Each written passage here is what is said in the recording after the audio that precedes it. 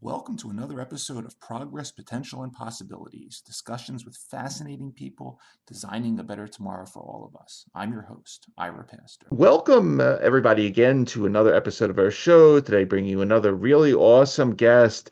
We are headed out, as I like to say, on our virtual road trip around the world. We're headed over to Singapore today, and we have the honor of being joined by Ronald Tong, who is Senior Vice President of the Singapore Economic Development Board, as well as Deputy Executive Director of their Office of Space Technology and Industry, which is Singapore's national space office, where there he leads teams of mission-driven space champions, focusing on developing and carrying out Singapore's national space strategy, growing their thriving space industry and economy, promoting various aspects of research and development pertaining to space technologies and translating them for commercial use, as well as developing their workforce, shaping international space norms, and ultimately creating legislation to govern all these space activities.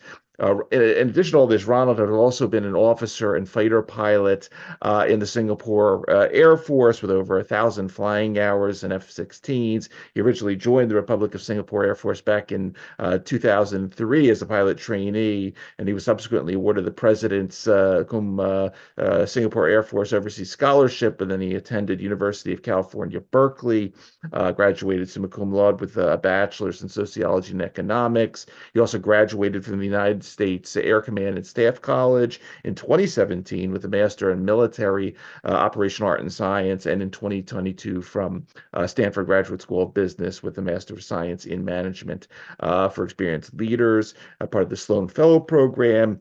And over his career, Ronald has held various command and staff appointments, including as Director of the Ministry of Defense Policy Office, as Military Private Secretary to the Ministry of Defense, Minister for Defense, and most recently served as Group Head of Strategies and Plans in the Air Operations Department.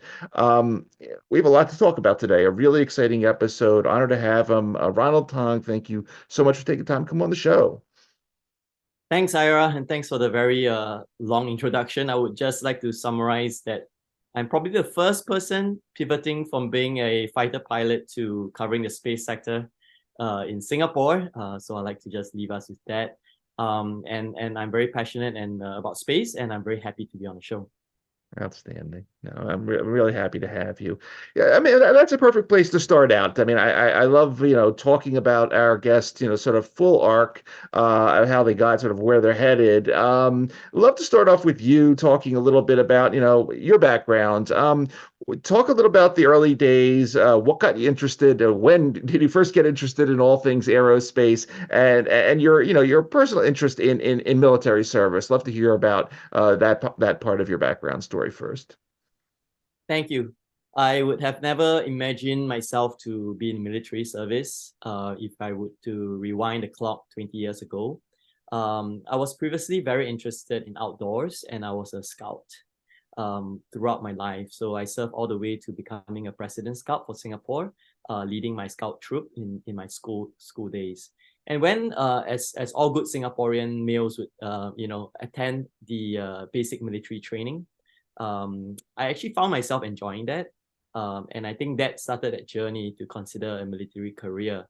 And with regard to then going on to the track of being on the Air Force, I would say that it was really motivated by what the Air Force was already doing, defending our skies here in Singapore.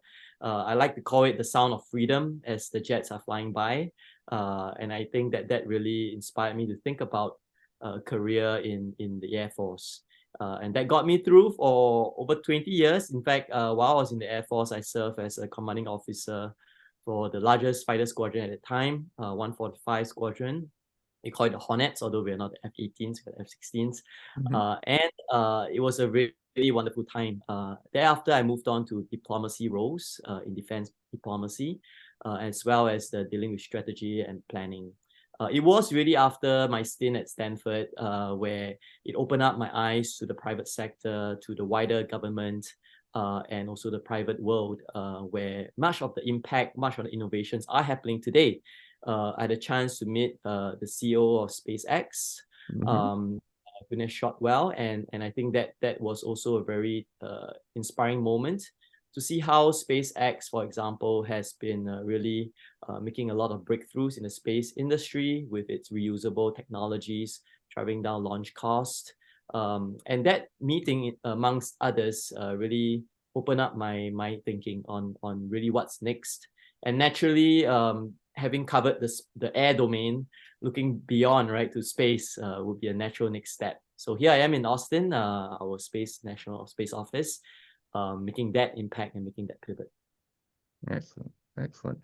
And then there's also, quite interestingly, there's a couple other legs of this stool, I'll say, to your background. And I'd love to, if you could just say a few words also, because, when you were at, as I mentioned, when you were at UC Berkeley, you were studying sociology, you were studying economics. You wrote this really interesting thesis, game theory modeling of the water impasse between Malaysia and Singapore. And I had to do a little history research on my own. I don't normally study that part of the world, but learning all about sort of the water issues going back to the early 1900s as Singapore was modernizing. And, this theme of modernization is going to be coming up a lot. But if you don't mind, say a couple words about those two parts of your story and a little bit about your thesis at the time. Thank you. I did a double major in sociology and economics, and it was driven by two things. One by passion and one by practicality. All right. So let's just say that the sociology part was my passion. The economic part was the practical part, where I knew what would be important to understand the foundations of and my work in terms of econometrics as well as the game theory was really sparked off by real world challenges. And in our part of the world, Singapore, we have this challenge that we had, a long-standing challenge with our neighbor Malaysia, which we relied on for our water supply in a large part, because Singapore is a small hinterland and we could not get the water that we needed.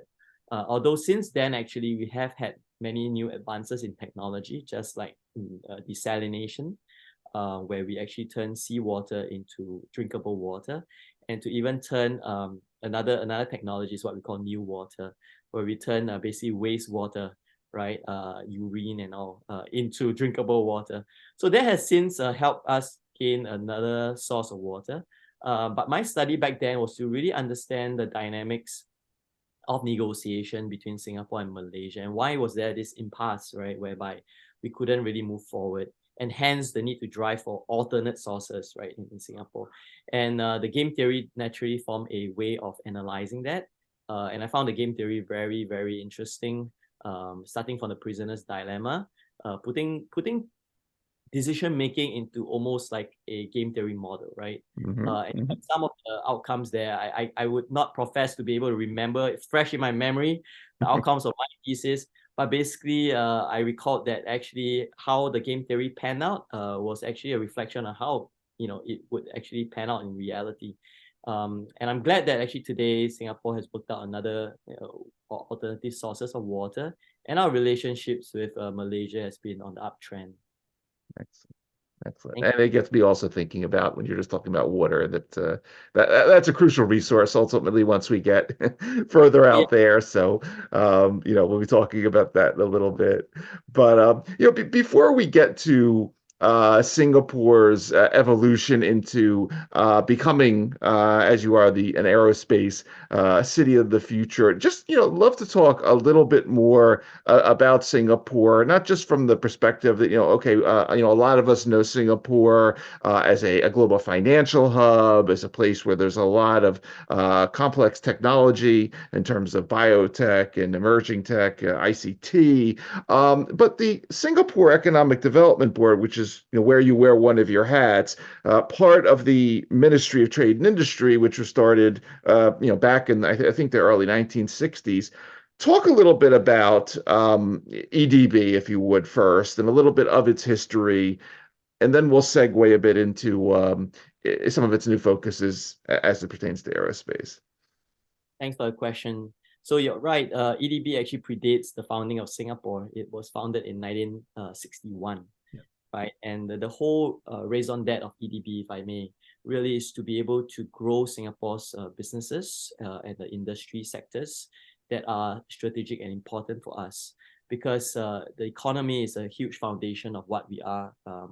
And without economic prosperity, it's hard to talk about a nation's prosperity. So my work in EDB really focuses on the space sector, right? And that's why the Office of Space Technology and Industry, we are one part of EDB. We focus a lot on the growth of the Singapore space economy and the ecosystem that enables it. But beyond that economic angle, we focus also on really shaping Singapore's space strategy, Singapore's R&D, research and development into space technologies that are relevant for Singapore, supporting the key sectors such as our aviation hub, our maritime hub, and our sustainability and green hub. And that's another key mandate for Austin to really grow. We are also very active on the international stage. We basically are the Singapore Government Office that represents Singapore for international government-to-government relations. So we have good relationships with our ASEAN partners and beyond. For example, we have signed, and I was personally involved in this whole process of the Memorandum of Understanding with our Thai Space Agency counterparts, JITSTA. That was only signed last year in February. And we are proceeding to now follow up on that memorandum to have actually concrete collaborations, working on R&D, working on industry developments, working on exchanges in policy, and really building that people-to-people relations as well. So that's another key chunk of our work, international relations. But beyond bilateral, we are also at the United Nations, so multilateral. Right? In fact, I was at COPUS, the Committee on Peaceful Users of Outer Space, last year. And Singapore only has just joined that key forum on the 4th Committee of the United Nations. We joined it in 2019. So we are quite new into this field, but we recognize the importance of shaping and really participating in these international conversations about rules, norms, and principles, as well as legally binding tools to really help shape the international space regime for the betterment of humankind. So that's really, I know it's quite a mouthful, but we are the one single stop for all space issues for Singapore. And even though our office is relatively small, but we are able to have such a big mandate, I think that really motivates me and my team to really do our best to really shape space for the betterment of all humankind. I enjoy, reading your vision statement on the site to be a global space leader that fuels growth, fulfills dreams, and secures a sustainable future, and obviously fits beautifully into what you were just talking about. Let's talk now a little bit about the earlier history, because I mean this is it's a relatively new area within EDB. You are the deputy executive director of these initiatives, but I was looking in the materials, and we'll put links to a lot of this in the bio of the show. It's like Singapore's space journey, very heavily sort of on the satellite front, started back around 2011, and been quite active active in building and launching a range of unique satellites, working on I'll just read a couple of these things, everything from very low Earth orbit satellites to quantum key distribution satellite solutions, various satellite applications for carbon measurement, agriculture, pollution monitoring. Take us through the early days of OST and a little bit of how it all got started, the initial strategy, and through this sort of first phase of, well, very, very advanced satellite technology development. And then after that, we'll get into some of what you're doing 2024 and beyond. Thank you. Thanks for that question. So our Singapore history is rather nascent. We were, as a nation, born in 1965. Now our space journey actually started not long after. In 1971, we had the first ground station. It was mainly by our telco, Singtel. And our first national satellite was actually also from Singtel in 1998. It was a SATCOM satellite. Okay. And we had first moves in terms of space also in our academia. So our National University of Singapore set up the Center for Remote Imaging Sensing and Processing, CRISP, yep. 1992. And it started to also downlink data from satellites and process that for usage such as oil spill detection. And that was our humble beginnings, I would say, right? Not many people knew Singapore was actually starting to use space, but we have such beginnings. And where Austin, our space office, really came in was in 2013, where the government recognized that as a need to actually have a concerted effort in space. In particular, trying to reap the economic benefits that space brings to the world. So that's why it was founded under the Economic Development Board in 2013, focusing on the industry angle. Since 2013 and in 2020, we grew to become a bigger outfit to focus also on the other mandates such as national policy, such as regulation development, such as international relations, beyond the economic angle. And so that charted that growth. On the industry front, concurrently, our industry players were also growing their interest in space, rather independently, I would say. And it started with the creation of the Singapore Space and Technology Association, which serves as somewhat of a trade association for space, bringing together interested space companies. And it started a conference called the Global Space and Technology Convention, GSTC, which started in 2008. It has been an annual affair, attracting more than 1,000 people in the most recent iterations from over 40 nations, and a very, very flagship one for Singapore and also for the region. We would invite all of you to join us for that, and it happens in February, right? So it started that annual conference that also sparked off more interest in space from the industry angle. And since then, there has been this more harmonization of the whole space ecosystem, and with Austin growing and also be able to bring together all these players, we are presenting Singapore as a harmonized ecosystem of industry, academia, as well as government players, including the investor community, right? Yeah. Coming to this all together so that we can really grow Singapore's space economy and really Singapore's contribution to the space, global space conversations, yeah. And continuing along those lines, you mentioned the ecosystem, and there's really I see three core parts to it. There's the research and development, the innovation, and then obviously the human resource development that goes along with that. And there's a part of what you have at Austin is something known as the Space Technology Development Program, which was, I guess, $150 million program or so to look, as they say, these sort of disruptive sort of technologies. And there's a lot listed here, everything from, and it's interesting because I'm sure a lot of the stuff that EDB invests in, they were talking about space life sciences, artificial intelligence, robotics, material sciences. Talk a little bit about, sort of how you look at this rather comprehensive basket that makes up the space ecosystem economy, and a little bit about how I guess you work with the grander EDB system to develop and attract some of these really interesting companies that are in the portfolio. Thank you. I would say that we are in a good position because Singapore itself is a very attractive location for businesses, being a gateway to Southeast Asia and Asia Pacific, and also being a very business-friendly environment. It's a great place to live, work, and play. We have very good international schools, very good, I just had a friend from Taiwan visiting, and he commented that, wow, it's a very kids-friendly location, really one of the most kids-friendly locations he has seen. And I think this natural attractions for Singapore makes it a place that businesses want to site their headquarters. Of note for space, and most people do not know this actually, most of the top 10 companies in space are actually based in Singapore with their regional headquarters or even their global headquarters.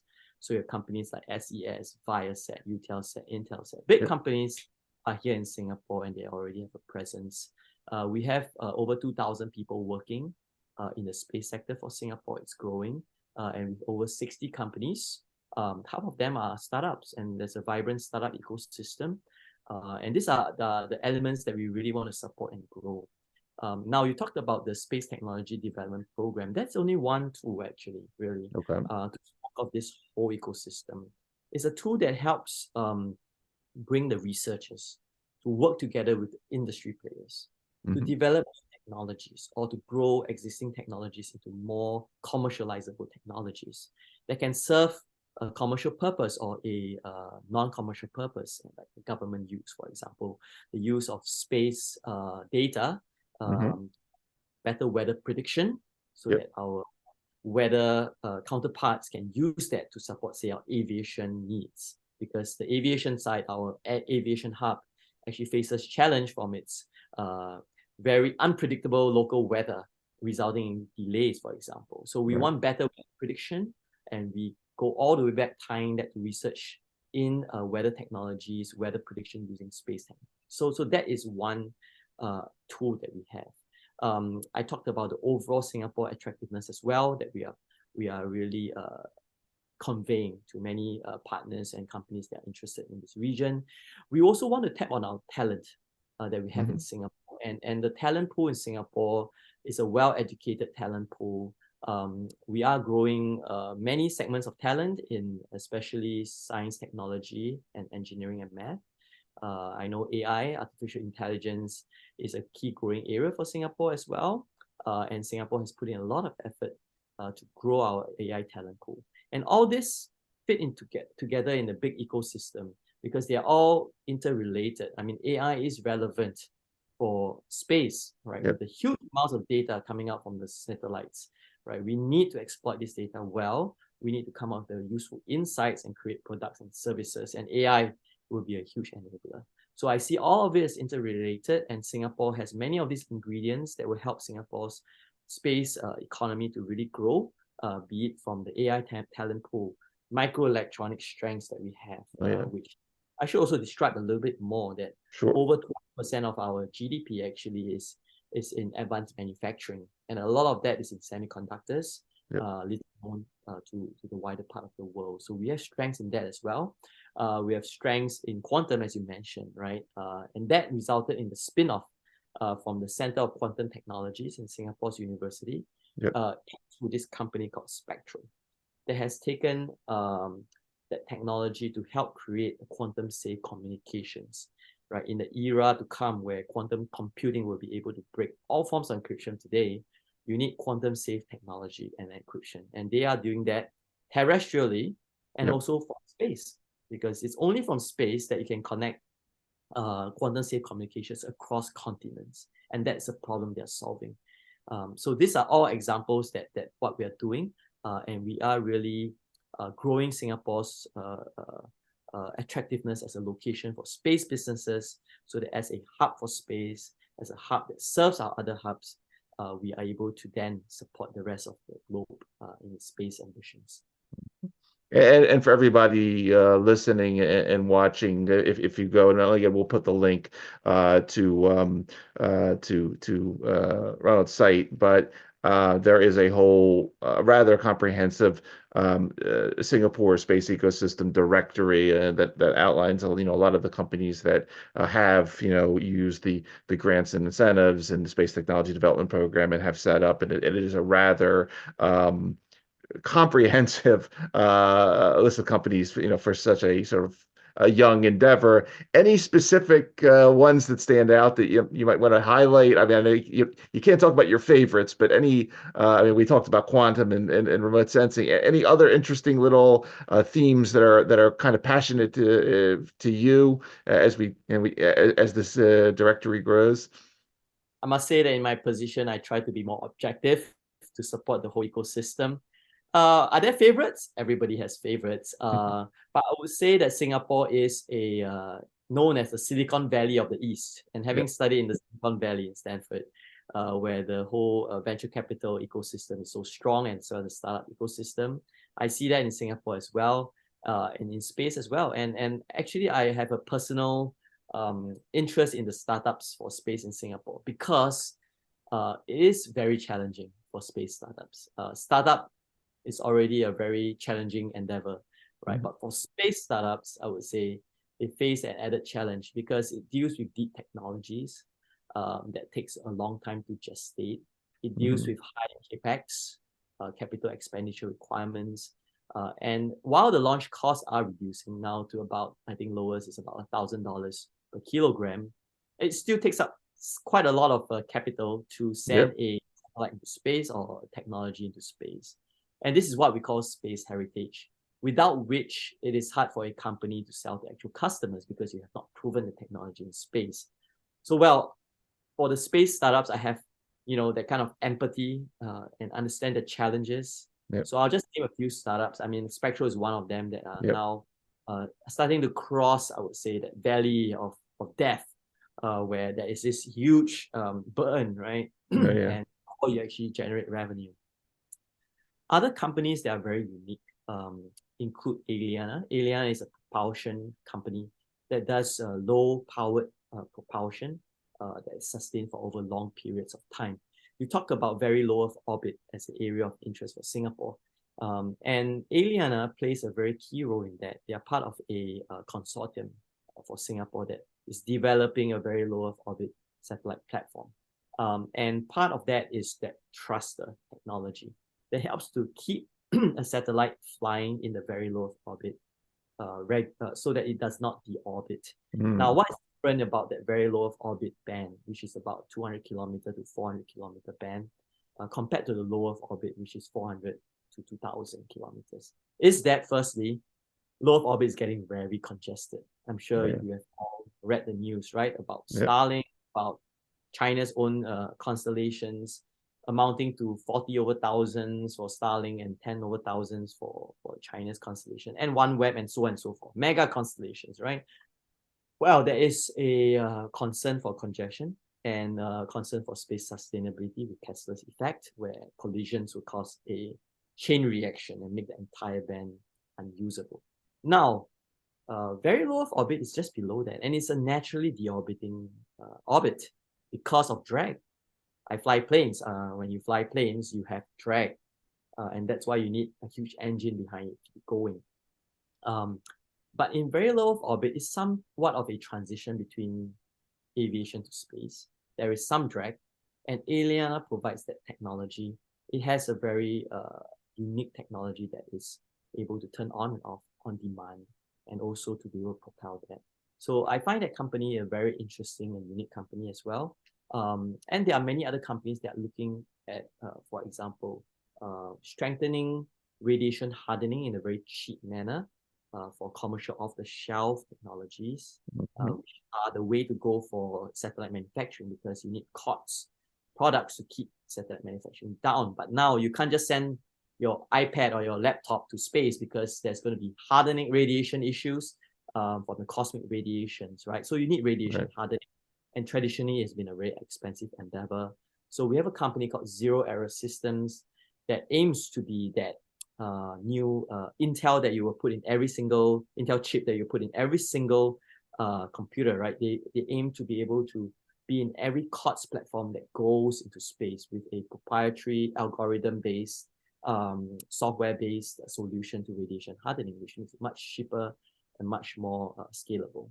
So, I mean, these are just examples. I really do not want to say that this is an exhaustive list. No, Top of mind, and I hope it also interests the audience. Yeah, come search us up on space.gov.sg, and we have also our space technology and also our space basically profiles there for our companies. And I would say also talk to us, reach out to us, and we'll be able to have a much deeper conversation as well. Absolutely, no, definitely. And again, we'll put the link to the directory in the bio of the show. But one thing, that, thinking about all this and looking at some of the relationships, you mentioned some of the corporate partners and government relationships that you have, but you also have a lot of relationships with educational institutes like National University of Singapore. And obviously, this is an area that we have to keep the next generation and the generation after that interested in, and clearly it's very interesting. But starting them young and starting, whether it's in university or even earlier on, I know there's really interesting Students for the Exploration and Development of Space, or SEDS program.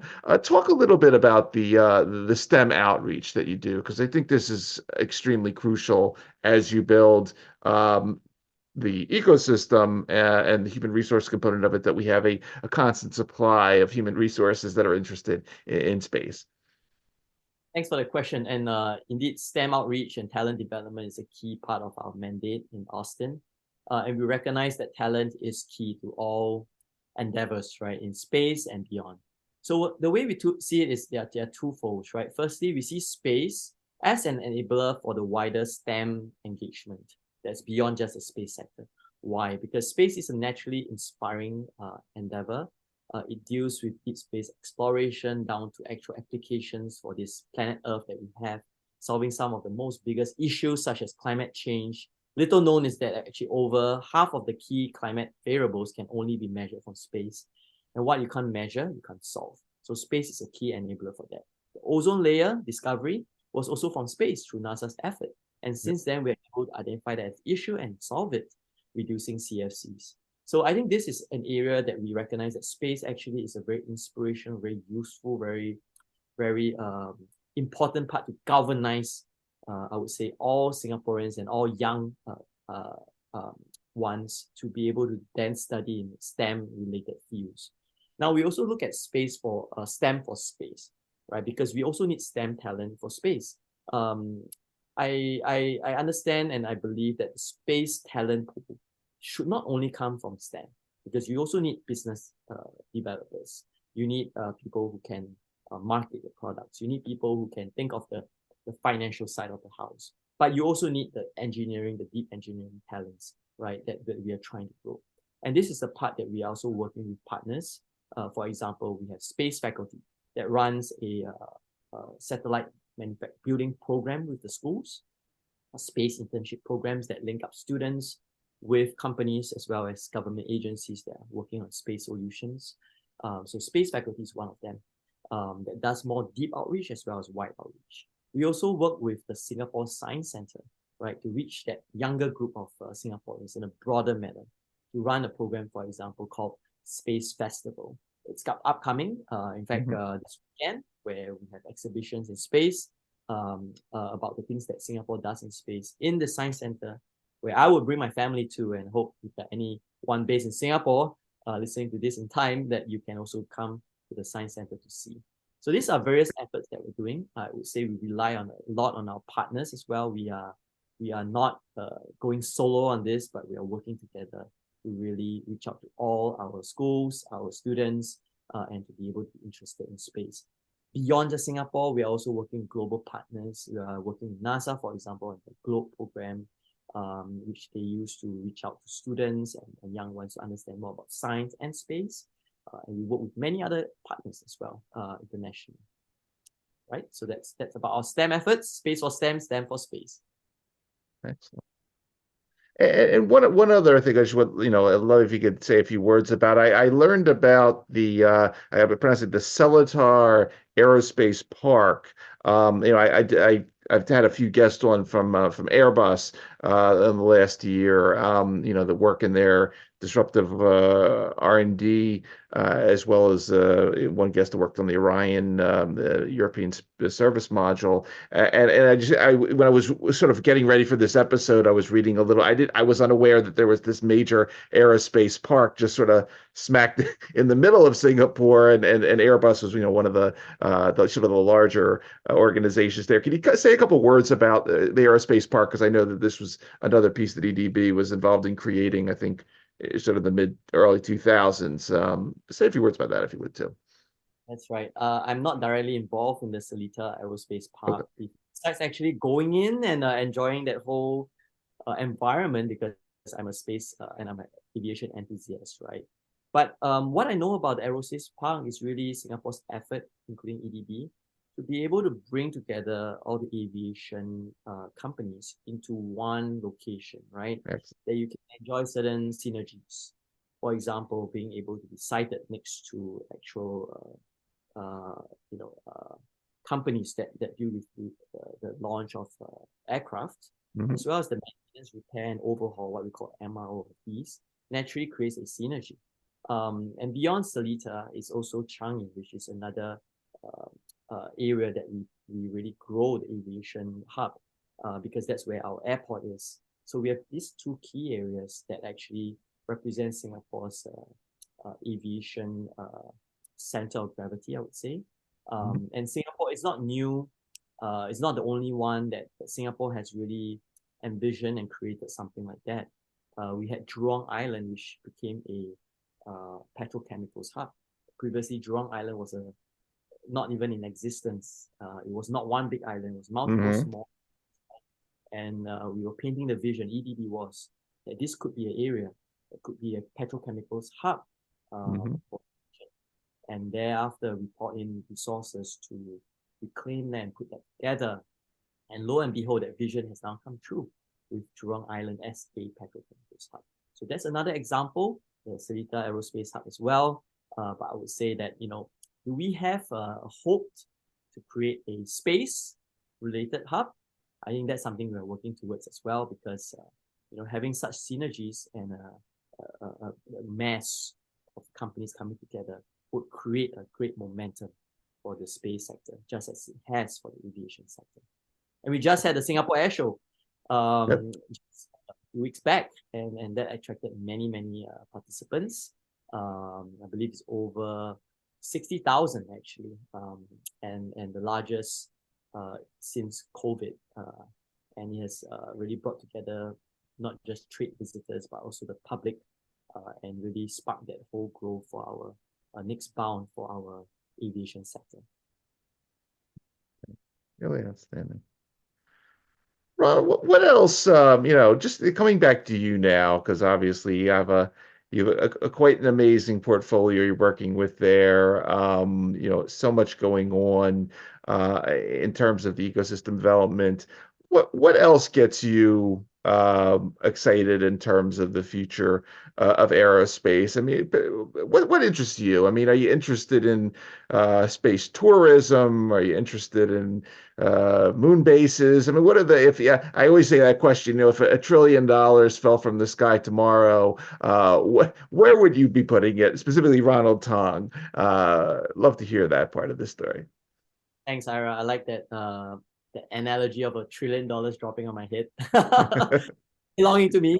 Well, I would say that, I just went to NASA last year as part of the US-Singapore Space Dialogue first. I was co-chairing this with my counterpart from the Department of State. And we had a chance to visit NASA Goddard, NASA Jet Propulsion Lab, JPL. And we also met NASA Ames Center, the Deputy Center Director. And it was very inspiring to see all the work that they're doing, right? They do a big span of areas, from deep space exploration, right? Down to things for Earth. But one thing that really moved me was, when when the NASA colleague shared that actually out of all these planets that we're looking out there, the exoplanets, right, stars, black holes, right, actually Yep. the most beautiful and the most important planet of all is back on Earth, Yep. right? This, I have not had the opportunity to go to space. I would love to have such. But when you hear astronauts and people who have been there look back on their space experience, right, it's inevitable that they will always mention looking back onto Earth, right, and seeing how precious that that glowing planet is, glowing blue, teeming with life, right? And that is the planet that we live in, right? And Yep. that's the planet we need to protect. So if $1 trillion were to drop on my head, I would say I would really invest in what space can do to solve our most pressing issue of climate change, of our planet's existence Yep. for years and generations to come. I have children. I have 3 of them. They are aged 7, 6, and almost 2 years old. And I will want a planet that is livable, that is, that they can pursue their futures, and really also take care of, right? So personally, I'm invested into teaching them, sharing with them, but how important it is to save electricity, to use reusable energy, and to use space technologies to enable that. I think it's critical and important. So, I mean, putting in technologies that will help us map, for example, our carbon biomass availability on Earth, right? Because from satellite technology, you can actually use light detection technology, LiDAR, to map. If we have better resolutions, we are able to map across the globe much better. We will have a much more accurate tracking of this biomass amounts on Earth. And that will allow the whole carbon trading and services hub to really grow and be able to then control climate change. Because when you can control these stocks of carbon on Earth, right, using space technology as a key contributor to trace that, you will be able to then manage carbon emissions, right? Because when you have carbon taxation, you also need to then use carbon credits to also offset some of these, and you have a better, a much more trusted source of this carbon stock. You can be able to manage the rise of carbon emissions globally, and that's one area that we are looking at in Singapore, and I would place quite a bit of that monies into. Now, other areas include using space technology to mitigate the impact of disasters, right, caused by global warming, rising sea levels. These are areas that are of existential concern for Singapore. And Singapore is an island, and if the water level were to rise in a significant manner, much of Singapore would be actually threatened by these. These are things that I would not want my children to have to worry about, right? And the children of other people as well. So these are technologies that I would pour into. And the $1 trillion is probably necessary because it is probably a difficult endeavor to create profitability, but you need that kind of money to help gestate such technologies in something that's commercializable. Absolutely. I couldn't agree with you more. Having 3 kids of my own, I'm sitting here resonating with your message, and no, it's very elegant and a very important and inspiring message. So no, definitely thank you for that, Ronald. I appreciate that. It ties into our vision that you mentioned, right, for Austin. Yep. Sure. Yep. That's right. Goes right back to that mission. Oh, that's awesome. Um, Ronald, just as we get ready to wrap up, I mean, you mentioned that the Space Festival is coming up in a couple of days. I noticed that you were, I think, a couple of weeks ago, you were at the Global Space and Technology Convention on an interesting panel about young spacefaring nations. What should we be looking forward to in the coming months? Other conferences, public-facing initiatives, anything else on the calendar that we should know about while we have you today, Ronald? Please take the floor. Thank you. When I look at the calendar of events for space events, practically every month or every week there's something, right? But for Austin and where I will be at the Colorado Space Symposium, one of the largest space conferences in the world, there in Colorado in early April. Austin will be there, myself as well. We'll be engaging companies, government agencies, and all parties there that are looking at space. And we will be also at COPUS, the Committee on Peaceful Uses of Outer Space, in June. That's something that Singapore will be there speaking and representing. Subsequently, throughout the year, there will be other events located locally as well. There's the Asia Satellite Business Week that happens in June around the COPUS period, and that's something hosted by Singapore. And there will be many space companies, including satellite comms companies in particular, that will be there. So I think these are things that are on our calendar, and do follow our LinkedIn, right? And we will publicize our participation and also our our key news, right? If you would like to follow us, I think that would be really helpful, because I think it's quite an inexhaustive list, that would overwhelm all of us if I could list it down right now. Thank you. Absolutely. Absolutely. Well, it's again, it's a really interesting portfolio that you have there, Ronald. I mean, wishing you and the team the best with all of it as you continue to lead this mission for Singapore. Again, for everybody that is going to be listening to this episode across the various podcast networks or watching on our YouTube channel, again, you've been spending time with Ronald Tong, Senior Vice President, Singapore Economic Development Board, Deputy Executive Director, Office of Space and Technology and Industry. Ronald, again, I want to thank you for taking the time out of your schedule to come talk to us for a little while and educate us on everything you have going on. Obviously, thank you for what you do. And as we like to say here on our show, thanks for helping to create a better tomorrow via the type of initiatives you're championing. Really great story. Thank you, Ira, and thank you all for listening into this. I'm really happy to share my story and also Singapore's space story. Keep in touch. Great having you. Will do.